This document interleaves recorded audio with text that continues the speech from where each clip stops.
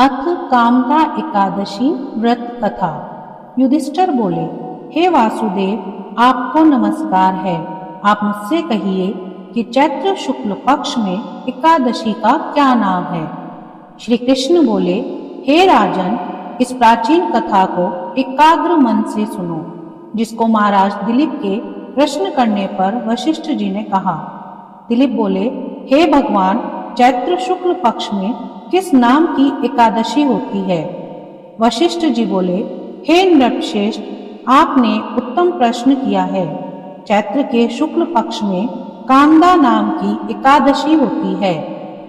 वह पवित्र एकादशी पाप रूपी ईंधन को भस्म करने के लिए दावानल की तरह है।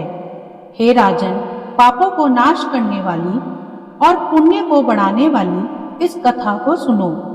प्राचीन समय में सुवर्ण और रत्नों से सुशोभित रत्नपुर नाम के नगर मोदोन्मत्त पुंडरीक आदि नाग निवास करते थे। गंधर्व, किन्नर और अप्सरा राजा पुंडरीक का सेवन करते थे।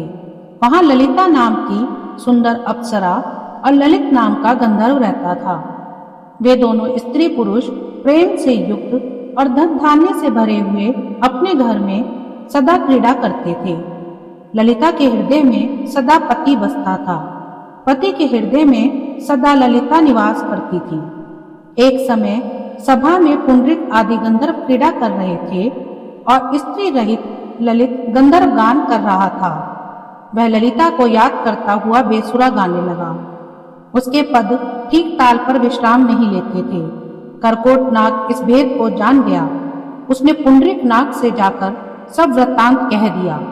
क्रोध से पुंडरीक की आंखें लाल हो गई। उसने कामातुर हुए ललित को शाप दे दिया। हे दुर्बुद्धे, तू मनुष्य को खाने वाला राक्षस हो जा, क्योंकि तू मेरे सामने गान करता हुआ स्त्री के वश में हो गया।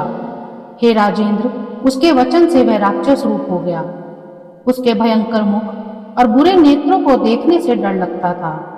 भुजा 4 कोस लंबी और मुख कंदरा के समान था। सूर्य चंद्र के समान नेत्र, पर्वत के समान गला, गुफा के समान नासिका के छेद और 2 कोस लंबे होठ थे।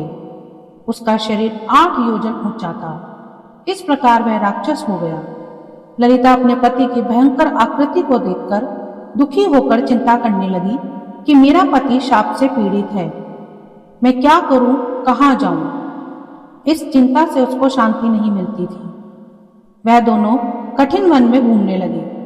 वह राक्षस निर्दयी, पापी, कुरूप और मनुष्यों को खाने वाला हो गया।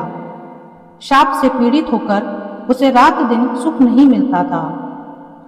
ललिता उसकी यह दशा देखकर बहुत दुखी हुई और रोती हुई उसके साथ गंभीर वन में घूमने लगी। एक समय ललिता ने विंध्याचल के शिखर पर श्रृंगी ऋषि का परम पवित्र आश्रम देखा। ललिता शीघ्र ही वहां गई और नम्रता पूर्वक बैठ गई। उसको देखकर मुनीश्वर बोले, हे शुभे, तू कौन है और किसकी बेटी है? किस लिए यहाँ आई है? यह मेरे सामने सत्य है। ललिता बोली, वीर धम्वा नाम का महात्मा गंधर्व है, उसकी मैं बेटी हूँ। ललिता मेरा नाम है।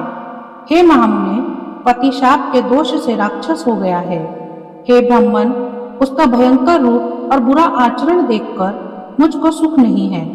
हे प्रभु, अब मुझे उसका प्रायश्चित बतलाइए, जिससे वह राक्षस योनि से छूट जाए। ऋषि बोले, हे भीरु, चैत्र मास के शुक्ल पक्ष की कांदा नाम की एकादशी है।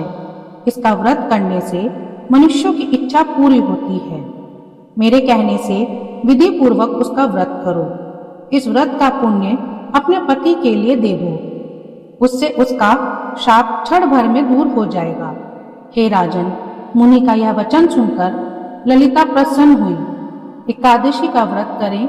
द्वादशी के दिन ब्राह्मण के समीप वासुदेव भगवान के सम्मुख बैठकर ललिता अपने पति के उद्धार के लिए बोली, मैंने जो कामदा एकादशी का व्रत किया है, उसके पुण्य के प्रभाव से इसकी पिशाच योनि दूर हो जाए। उस समय ललित राक्षस योनि में वहीं बैठा था। ललिता के इस वाक्य से उसी समय उसके पाप दूर हो गए। वह दिव्य देहधारी गंधर्व हो गया और उसकी राक्षस योनि दूर हो गई। हे नृपश्रेष्ठ, यह जानकर इसका व्रत अच्छी तरह से करना चाहिए।